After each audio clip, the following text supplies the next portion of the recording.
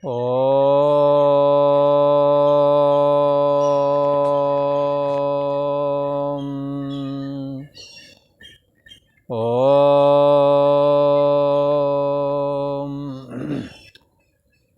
गुरु ब्रह्मा गुरु विष्णु गुरुदेव महेश्वरा गुरु साक्षात् परम ब्रह्म तस्मै श्री गुरुवे नमः। योगेश्वर श्री कृष्ण भगवान की जय।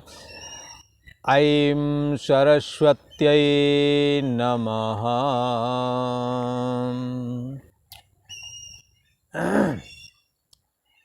एक बार पूर्व का प्रसंग स्मरण करते हैं। ये गीता का अध्याय 4 है और ये 13वें नंबर का श्लोक अपन इस पर विचार कर रहे हैं। और ये श्लोक वर्ण व्यवस्था का कथन करने वाला है। एक बार श्लोक को अपन पढ़ते हैं, आप भी मिला लेना। चातुर्वर्ण्यं मया सृष्टं गुणकर्म विभागसा तस्य कर्तारमपि मां विद्धि कर्तारमव्ययम्।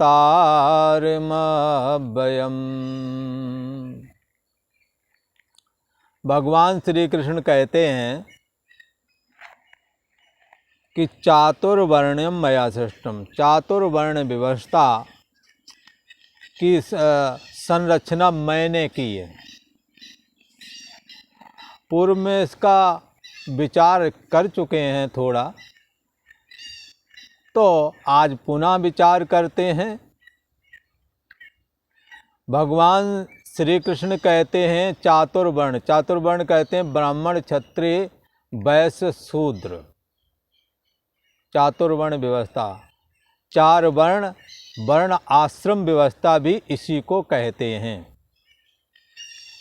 तो ये वर्ण आश्रम व्यवस्था का प्रतिपादक जो ये श्लोक है, उसके अनुसार 4 वर्ण और 4 आश्रम, ब्राह्मण क्षत्रिय वैश्य शूद्र 4 वर्ण हो गए, और ब्रह्मचर्य गृहस्थ वानप्रस्थ और सन्यासी ये 4 आश्रम हो गए। तो किसी ने कहा महाराज ये वर्ण आश्रम की व्यवस्था क्यों की गई थी? तो ये सनातन धर्म में ऐसी व्यवस्था क्यों की गई थी? तो इसके लिए कहते हैं कि समाज को एक व्यवस्था देने के लिए इसके संरचना की गई है। क्या व्यवस्था दी है भाई? तो व्यवस्था तो साफ और क्लियर है कि ज्ञान प्रदान लोग अपने ज्ञान प्रदान काम करें, दूसरों को समाज में ज्ञान वृद्धि करें, बच्चों को शिक्षा दें। ऐसे लोगों की भी ज़रूरत है। प्रशासक वर्ग भी चाहिए और वणिक वर्ग भी चाहिए, और परिचर्यात्मक कर्म विषयक श्रमिक आदि जो हैं, चतुर्थ वर्ण की भी बड़ी आवश्यकता है। कदाचित ये नहीं सोचना कि ये नीचा ये ऊंचा, ऐसा नहीं परिकल्पना करनी चाहिए। ये वर्ण आपस में इतने जुड़े हुए हैं कि एक के बगैर दूसरा काम नहीं आता। जैसे कहावत है, एक नाप के 2 भाई, और एक भाई जो बिछुड़ गया तो दूजा काम ना आता है। तो बंधुओं, यहाँ एक नाप के 2 भाई तो नहीं हैं। कहावत कहते हैं गांव में, एक नाप के 2 भाई, और एक भाई जो बिछुड़ गया तो दूजा काम ना आता है। बताओ क्या भला? तो लड़के कहते हैं हाँ जूता, एक जूता अगर खो जाए तो फिर दूसरा काम का नहीं, क्या पहन के करोगे? तो ऐसे ही यहाँ एक नाप के 4 भाई हो, एक भाई जो बिछुड़ गया, बाकी 3 फिर बैलेंस बिगड़ जाता है। यदि से कोई बिल्डिंग बनाना है, श्रमिक वर्ग ना हो तो इंजीनियर ठेकेदार क्या करेंगे। इसी प्रकार से श्रमिक बने भी रहे, इंजीनियर नहीं है, नक्शा नहीं बनाया, नक्शा बनाने वाले इंजीनियर ही नहीं है, तो फिर क्या करेगा श्रमिक। चलो उसकी जो सुरक्षा करने वाले गार्ड अगर बिल्डिंगें नहीं होगी तो सुरक्षा क्या करें। अथवा ये कहें ये है कोई सुरक्षा देने वाला नहीं उस बिल्डिंग को, बदमाश चोर उचक्के घुसेंगे, असुरक्षित हो जाएगी, तो इसके बगैर भी काम नहीं चलता है। ज्ञानवान प्रधान है, उसके बगैर भी काम नहीं चलता। और बिल्डिंग जिस पैसे से बने वो पैसा ना हो तो एक भी नहीं यदि होता है 4 में से तो व्यवस्था चरमरा जाती है, चल ही नहीं सकती कुल मिलाकर के। इसीलिए बंधुओं, लॉकडाउन के समय में जब श्रमिक वर्ग ये चतुर्थ वर्ण जब श्रमिक वर्ग जब चला गए, अंतर्दृष्टि सब बंद हो गई थी। ये बात किसी से छिपी नहीं है।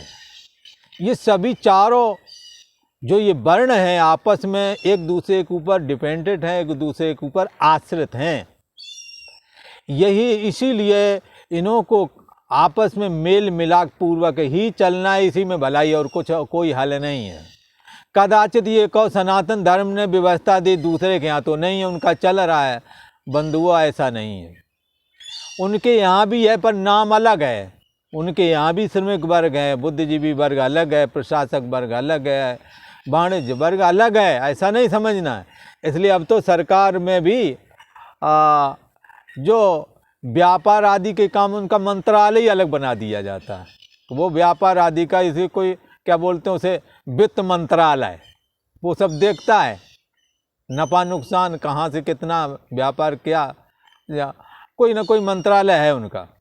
खैर, तो इस तरह से वर्ण व्यवस्था ने भी समाज को चलाने में योगदान दिया है। आज लोग बेशक इस पर उंगली उठाते रहें, पर इसके बगैर गुजारा नहीं। सरकार भी high cast, backward, schedule caste और पता नहीं कितने जाति करके इसी को परिवर्तित रूप में करके कहते हैं। बंधुओं, ये पुरानी व्यवस्था है जो समाज को ऋषियों ने दी हैं। इनको यदि मिटा दोगे तो आपको नई व्यवस्था देनी पड़ेगी और इसी अनुसार देनी पड़ेगी। बोले हाईवे रोड है, नेशनल रोड है, इसको तोड़ देते हैं, ये हमें नहीं पसंद है, तो नहीं पसंद है बात अलग है, पर इसके बगैर गुजारा तुम्हारा भी नहीं। इसलिए 4 वर्ण रूप जो सड़कें समाज को दी गई हैं, इन्हें बनी रहने दो। इनकी ज़रूरत है। पुरानी सड़कें मजबूत हैं, लोगों के संस्कार हैं उस पर चलने के, जहाँ कहीं खड्डे हो गए उसको सही कर लो। पर नई सड़क बनाओगे बहुत खर्चे आएंगे, लोग उस पर चलना पसंद करते या नहीं करते। ऐसे ही आप नई व्यवस्था दें, बेशक दें, अच्छी बात है, पर पुरानी जो मजबूत सड़क है उसमें कहीं कहीं खड्डे आ गए, उसको बंद कर दो। हम अपनी वैमनस्यता रूप खड्डे को ख़त्म कर दें, इसी पर चलें। सरकार ने अब नए नाम दे दिए, हाई कास्ट, शेड्यूल कर, बैकवर्ड वगैरह। खैर, ये उसी सनातन की देन है और इसके बगैर किसी का भी गुजारा नहीं। नाम बदल लो, बेशक बदल लो, पर व्यवस्था वही रहेगी। तो ये तो हो गए वर्ण। इसी प्रकार से आज बोले इसका फ़ायदा क्या मिला। इसका फ़ायदा ये मिला है कि समाज को 4 प्रकार के ही वृत्ति विशेष वाले लोग होते हैं हर समाज में, हर परिवार में। उनके जब ये चारों मिलकर के और संगठित होकर के अपने अपने कार्य संपादन करते हैं तो वो परिवार, वो समाज, वो देश उन्नति को प्राप्त हो जाता है। जिसके लिए गीता ने अभी कहा भी है, परस्परम भावयन्तः श्रेयः परम अवाप्स्यति। एक दूसरे का उपकार करके, एक दूसरे का सहयोग करके हम परम कल्याण को प्राप्त हो सकते हैं। ये ऐसी व्यवस्था, ये ईश्वर प्रदत्त ऋषियों के माध्यम से ये सनातन धर्म की व्यवस्था अनादि काल से चली आ रही है। इसलिए इस व्यवस्था में एक सहज जीवन जीने का एक तरीका है। यहाँ आपको मूर्ति पूजा मिलेगी, आपको निराकार पूजा मिलेगी, आपको सगुण पूजा मिलेगी, साकार पूजा मिलेगी, देवी देवताओं की पूजा मिलेगी। आप ये सब भगवान के ही रूप हैं। आप जिस रूप को पसंद करें उसका आराधन करें। कोई ऐसा भी कह सकता है ये अनेक देवी देवता किसकी बात माने। अरे भाई, ये अनेक देवी देवता एक ही ईश्वर के रूप हैं। इसलिए ऐसे लोगों से आप सावधान रहें जो आपकी श्रद्धा को बिगाड़ते हैं। एको देवा सर्वभूतेषु गुणा, वही एक देव है। सतोगुण स्वीकारने से विष्णु हो जाता है और जगत को प्रकाशता है सूर्य हो जाता है। शक्ति स्वीकारता है दुर्गा बन जाता है। पवित्रता स्वीकारता गायत्री बन जाता है। और जल के द्वारा जब मुक्ति देता है तो गंगा बन जाता है। स्थावर होता है तो हिमालय बन जाता है। तमोगुण को स्वीकार करता है शंकर जी बन जाता है। रिद्धि सिद्धि देता गणेश बन जाता है। एक ही देवता है, उसका कोई रूप आकार नहीं है, पर सब रूप आकार उसी के हैं। जैसे सोने का कोई रूप आकार नहीं है, पर जितने आभूषण हैं उसी के रूप हैं। जितने भी आभूषण हैं और ये आभूषण के आकार और रूप सब सोने के हैं, पर सोना अपने आप में कोई रूप आकार रखता नहीं। ऐसे ही परम ब्रह्म परमात्मा के ही सारे रूप और आकार हैं, ऐसा समझना चाहिए। पर ईश्वर मूर्ति और देवता मूर्ति इतना भेद है। या देवताओं के रूप में आप उपासना करेंगे तो देवता उस कामना की पूर्ति करेंगे जिस कामना के लिए आपने उनका आराधन किया है। पर यदि ईश्वर की पूजा करोगे तो ईश्वर से आपकी समस्त ईश्वर मूर्ति, जैसे सनातन वैदिक धर्म में ईश्वर के 5 रूप स्वीकार किए गए हैं। पहला रूप भगवान विष्णु, उन्हीं के राम और कृष्ण भी रूप माने जाते हैं। दूसरा रूप है भगवान सदाशिव का, तीसरा दुर्गा भवानी का, चौथा गणेश जी का और 5वां सूर्य नारायण का। ईश्वर के लिए स्त्रीलिंग और पुल्लिंग में कोई फर्क नहीं पड़ता है।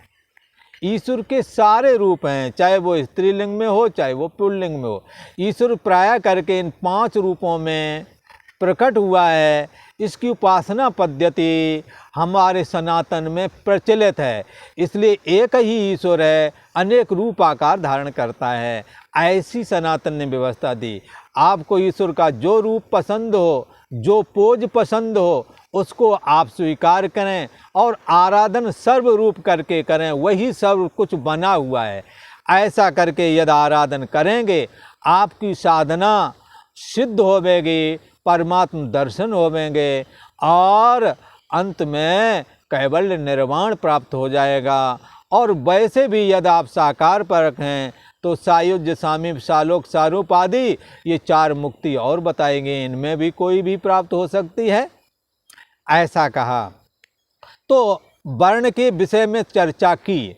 अब चर्चा करते हैं आश्रम के विषय में। ये आश्रम ने हमें कैसे व्यवस्था दी है।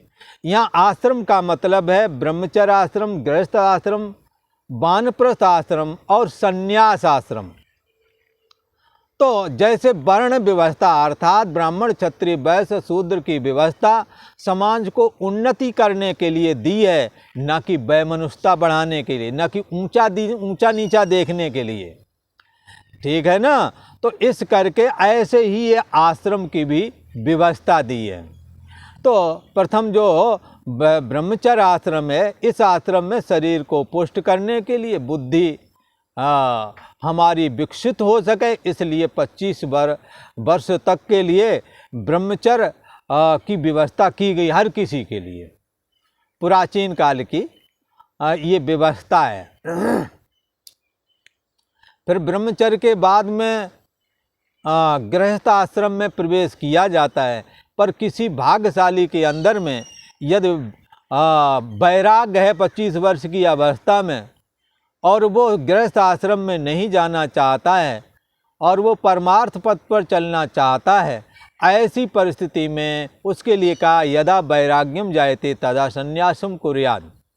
जैसे ही उसे वैराग्य हो और उसे घर गृहस्थी में रहने की इच्छा नहीं है, योग साधना करने की इच्छा है, तो उसे वैराग्य धारण कर लेना चाहिए।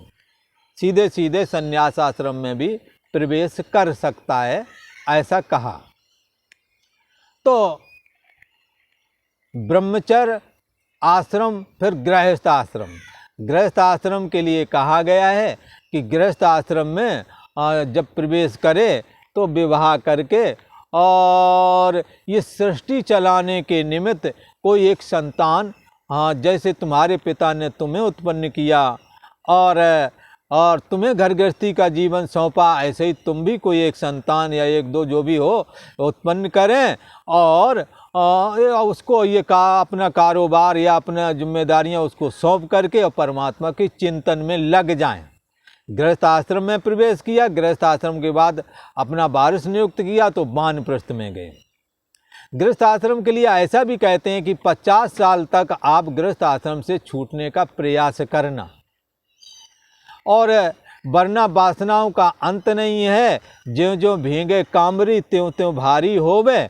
ऐसा कहते हैं जैसे जैसे वृद्धावस्था आती है, शरीर थकता है, इंद्रियों में वासना, मन में वासना तो होती है, तृष्णा बहुत बढ़ जाती है, कर कुछ सकते नहीं, इस तरह का ये पोजीशन हो जाती है। इसलिए 50 वर्ष की अवस्था में आप घर का त्याग करके जहाँ आपके बहू बेटा आदि हैं उससे कुछ हटके रहो, कुछ अलग रहो। बोले ऐसी क्यों कहते हो महाराज, हटके क्यों रहे, वहीं रहना, हमने बनाया मकान। हाँ, अरे ठीक है, आपने बनाया जरूर है मकान, पर बंधुओं एक स्वाभाविक बात यही है कि जिन लोगों के बीच में आप ज़्यादा रहें उनमें धीरे धीरे करके अरुचि सी पैदा हो जाती है, कुछ बोलने का जी नहीं करता, कुछ साथ में बैठने का जी नहीं करता, कुछ इस तरह से होने लगता है। वृद्ध शरीर को भी कोई पसंद करता नहीं है। तो इस करके तो समाज ने ये ऋषियों ने जो व्यवस्था दी बड़ी उत्तम दी कि अब तुम परिवार से हट जाओ और हट कर के साधन भजन करो। तो क्या फ़ायदा निकलेगा? फ़ायदा ये निकलेगा कि जिन लोगों के प्रति आपका दिलो दिमाग भर गया था, जब काफ़ी दिनों आप नहीं देखेंगे, काफ़ी दिनों उनसे नहीं मिलेंगे, तो आपका जी करेगा काश हमारे पिताजी हमें मिल जाते तो दो चार बातें कर लेते। भला जिनसे बोलने का जी नहीं करता उनके प्रति ये भाव जगता है। तो प्यार पूर्वक आप प्रवृत्त हुए, और जब छोड़ा तो भी प्यार पूर्वक छोड़ दिया, अर्थात ना मैं किसी का ना कोई हमारा, ये संन्यास आश्रम को ग्रहण किया। तो व्यवस्था इस आश्रम में क्या दी कि हमारा भी बैलेंस बना रहे, बुजुर्ग लोग आगे जाकर साधन भजन करके ईश्वर की ओर बढ़ जाएं, और इधर जब बुजुर्ग लोग नहीं रहते तो उनके प्रति प्रेम बढ़ जाता है। कहते हैं प्रेम वियोग में बढ़ता है और संयोग में धीरे धीरे घटता है। ज़्यादा नज़दीक जिससे प्यार ज़्यादा हो, चिपट के डेली बैठो, एक दिन कहोगे दूर बैठो, गुस्सा आने लगेगा। अब वो कई महिलाएं और जिन्हों के बगैर जीते नहीं थे और वही पास में बैठते तो हड़का के हटाते, हट जाओ यहाँ से। तो ये सब क्या है? ज़्यादा नज़दीकी का नतीजा। वृद्ध पुरुष जब अपना घर बार के किसी एकांत क्षेत्र में अथवा घर बार छोड़कर तीर्थ आदि में या किसी आश्रम आदि में चले जाते हैं, तो बच्चे जब काफ़ी दिनों बाद, महीने 2-4 महीने में या 15 दिन में मिलने आते हैं तो बड़े प्रेम से मिलते हैं, जो कभी बात नहीं करते रहे। तो गृहस्थ आश्रम ये ब्रह्मचर्य आश्रम से हम हट कर के गृहस्थ आश्रम में गए, तो गृहस्थ के धर्मों का पालन किया, फिर उसका त्याग किया तो वानप्रस्थ में गए, और वानप्रस्थ का त्याग करके फिर संन्यास आश्रम में गए। संन्यास आश्रम में बताया देह तुम नहीं हो, देह के संबंधी तुम्हारे नहीं है, देह जगत का है, इसलिए मृत्यु के समय देह जगत में ही रह जाता है। और ये तुम्हारा जो अपना चैतन्य सत्तात्मक जो अहम है, जो शुद्ध चेतन है, ये परमात्मा से अभेद है, इसलिए देह जगत में मिल जाता है और तुम्हारी चैतन्यता ये ब्रह्म में मिल जाती है। इसलिए वो परम ब्रह्म परमात्मा मैं हूँ, ऐसा जानने के लिए त्वम पदार्थ विवेकाय संन्यासा सर्वकर्मणम। त्वम पदार्थ परम ब्रह्म परमात्मा जो बुद्धि और मन का भी नियामक है, वो परम ब्रह्म परमात्मा, वो चेतन सत्ता मैं ही हूँ। ऐसा जानने के लिए ही संन्यास धारण किया जाता है। तो ये क्या कितने हो गए? वर्ण और आश्रम की जो व्यवस्था, 4 वर्ण और 4 आश्रम, इसकी व्यवस्था किसके लिए? समाज को सुचारू रूप से चलाने के लिए, समाज का जो हमारा ढांचा है वो सर्वांगीण विकास हो सके। इसलिए सनातन वैदिक धर्म ने, ईश्वर प्रदत्त जो सनातन वैदिक धर्म है, जो इसमें ऋषियों के माध्यम से ईश्वर ने ये वर्ण और आश्रम की व्यवस्था समाज कल्याण के लिए, लोग सुखी रह सकें, लोग सुखपूर्वक गृहस्थी जीवन जिएं, अपने काम करें और बाद में मुक्ति को भी प्राप्त कर सकें, परमात्मा में लीन हो सकें, इसलिए इन्होंने ऐसी व्यवस्था दी है। तो इस तरह से ये वर्ण और आश्रम के विषय में थोड़ी सी चर्चा की। तो किसी ने कहा, महाराज बात तो ठीक है कि ये समझ में आती है, पर जैसे कोई विद्यार्थी कई विद्यार्थी होते हैं, पास होते हैं, तो उनमें कहते हैं ये फर्स्ट क्लास है, एक सेकंड क्लास है, ये थर्ड क्लास है, हाँ ये पास वर है, ऐसा कहते हैं। चलो ठीक है, तो आप जो ईश्वर ने या किसी ऋषि ने ईश्वर की प्रेरणा से जो ये वर्ण आश्रम का जो ये किया है, वो किस आधार पर किया होगा? उधर तो चलो अंकों के आधार में करते हैं, जिसके 60-65-70% थे, बोले ये फर्स्ट क्लास है, उससे कम सेकंड का, उससे कम थर्ड क्लास, तो उससे फिर पास हो गया है, ऐसा कह सकते हैं। ये व्यवस्था से उन्होंने बांटा है, ये फर्स्ट सेकंड थर्ड और फोर्थ क्लास, ठीक है। पर भगवान ने जो ये व्यवस्था दी है 4 वर्ण की, ये किस हिसाब से दी होगी? इसको 4 विभागों में लोगों को बांटने का, 4 वृत्ति रूप जो 4 लोग छांटे होंगे, वो भाई उसका आधार क्या रखा गया था? कैसे कह दिया कि ये ब्राह्मण, ये क्षत्रिय, ये वैश्य, ये शूद्र, ऐसा कैसे कह दिया होगा? ऐसा यदि कहें तो उसके लिए कहते हैं, भगवान कहते हैं गुण कर्म विभाग सा। भगवान कहते हैं हम बंटवारा जब हमने इसका विभाजन जब किया है, मनुष्यों में जब 4 प्रकार के वृत्ति वाले लोग जब छांटे गए, जब बनाए गए, छांटे गए मतलब बनाया गया, जब इनका निर्माण किया गया, वर्ण व्यवस्था आदि का, तो उसका आधार बनाया था गुण कर्म विभाग सा। ये देखे किसके कैसे गुण हैं। अच्छा, तो पूछा भगवान क्या देखे हैं गुण? तो गुण देखा है, ये सतोगुणी है या रजोगुणी है या तमोगुणी है। अच्छा, और क्या देखा है? ये कर्म कैसा करता है। अच्छा महाराज, जैसे विद्यार्थी पढ़ते हैं तो उनको ट्यूशन आदि लगा करके जिस विषय में विशेषता हासिल करनी है, मैथ में मान लो करनी है, तो मैथ स्कूल में भी पढ़ते हैं, फिर जाकर ट्यूशन भी पढ़ आते, कोचिंग करके आते हैं, तो मैथ में ज़्यादा मेहनत करते हैं। तो कहीं ऐसे ही तो नहीं किसी को ज़्यादा मेहनत करा के, मान लो ब्राह्मण तो उसको ज़्यादा मेहनत कराई तो उसे ब्राह्मण में कम मेहनत की हो, ऐसा कुछ है क्या? बोले ऐसा नहीं है।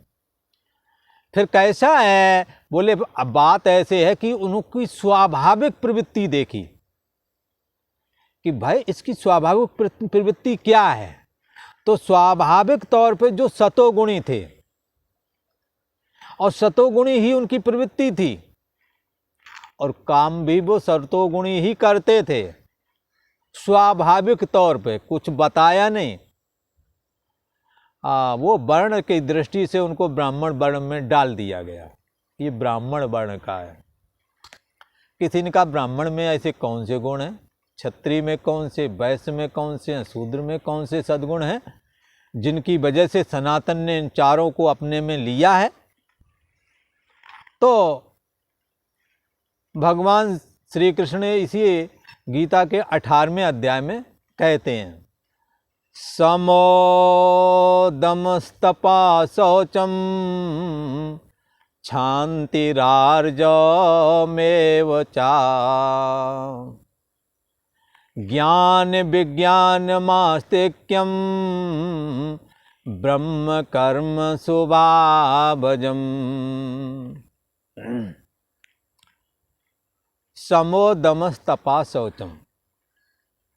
सम दम जिनके जीवन में है, किसी ने कहा महाराज ये समदम क्या है, तो कहते हैं सम इंद्रिय को विषयों से रोकना, समते ही कहत सुधीर। इंद्रियां विषयों में न जाएं, इसी को कहते हैं इसको कहते हैं दम। और मन विषयों से रोकना, समते ही कहत सुधीर। मन विषयों में न जाएं, इसका नाम है सम, और इंद्रियां विषयों में न जाएं, इसका नाम है दम। सम दम तपः शौचम, तपस्या पवित्र रहना। शांति रार्जव मेवचाज, किसी के छोटे वो प्राय करके हर बात को क्षमा कर दें। लोग कभी वह हंसी उड़ाते हैं, कहीं कुछ करते हैं, साधु क्षमा कर देते हैं, छोड़ो कोई बात नहीं। ब्राह्मण के लिए कहा कि शांति रार्जव, क्षमाशील है, शांत रहता है। आर्जवम सरल है। ज्ञान आत्मा अनात्मा का, जीव क्या, ईश्वर क्या, जगत क्या, माया क्या, मन क्या है, इन सबको वो जानता है। शास्त्र के पद पदार्थों का वो ज्ञाता है। परम ब्रह्म के प्रतिपादक जो उपनिषद वेद आदि हैं, इन सब का वो ज्ञाता है। इस शास्त्रों का जो ज्ञान रखता है, जीव ईश्वर आत्मा अनात्मा जो इसका विवेक जानता है, शास्त्र के अनुसार उसको कहते हैं ज्ञानवान है। पर उसी ज्ञान को जब धारण कर लेता है, जिस परम ब्रह्म परमात्मा का प्रतिपादन वेद और उपनिषद करते हैं, वो तुम्हारे हृदय देश में विद्यमान है, बुद्धि देश का साक्षी है, उसको जब मैं बुद्धि करके वो जान जाता है, तब उसको कहते हैं विज्ञान। तो ब्राह्मण के ज्ञान विज्ञान मास्तिक्यम, आस्था रखना। आप कहेंगे हम इस बात को नहीं मानते हैं, पर सतोगुणी आदमी कहता है ईश्वर की लीला जानी नहीं जाती, इसलिए सब पर विश्वास रखता है। ये ब्रह्म कर्म स्वभावजम, ये ब्राह्मण के स्वाभाविक कर्म हैं, ऐसा कहा। इसलिए ये जो बंटवारा किया ऐसे क्षत्रिय के हैं। और आज तो इतना ही कहते हैं, कल को हम इसका और निरूपण करेंगे कि ये किस प्रकार से, किसके कौन स्वाभाविक कर्म थे, और जिसकी वजह से उनको ब्राह्मण क्षत्रिय वैश्य और शूद्र की कोटि में सनातन वैदिक धर्म ने स्थान दिया। और ये चारों वर्ण अपने आप में सम्माननीय हैं, और इनमें एक यदि ना रहे तो बाकी तीन का बैलेंस बिगड़ जाता है। चाहे ब्राह्मण हो, चाहे शूद्र हो, चाहे वैश्य हो, चाहे क्षत्रिय हो, एक नहीं होवेगा समाज का काम नहीं चल पाता है। फिर इस करके ये चारों ही जरूरी है, चारों ही सम्माननीय है, चारों ही परमात्मा से उत्पन्न हुए हैं। इसलिए ये सनातन वैदिक धर्म में जो ये हमें व्यवस्था दी है, ये बहुत अच्छी है, अपने आप में कल्याणकारी है, समाज को उन्नति के रास्ते में पहुंचाने वाली है। और बाकी वर्णों के स्वाभाविक जो कर्म हैं, उनको किस तरह से चार भागों में डिवाइड किया गया है, इसकी चर्चा अपन कल को करेंगे। ओम शांति शांति शांति।